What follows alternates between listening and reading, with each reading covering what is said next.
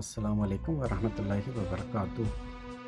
அல்ஹம்துலில்லா. ஜுஸ் 1 சூரா அல் பக்கரா பக்கம் 11ற்கான சுட்டிகள். வசனம் 77 முதல் 79 வரை அறியாமை கூட்டம் மற்றும் அறிஞர்கள். வசனம் 80 நரக நெருப்பு தீண்டாது.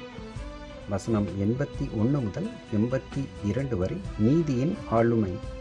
வசனம் 83 பனு இஸ்ரவேலர்களின் உடன்படிக்கை. பக்கம் 12ற்கான சுட்டிகள். வசனம் 84 இரத்த உடன்படிக்கை.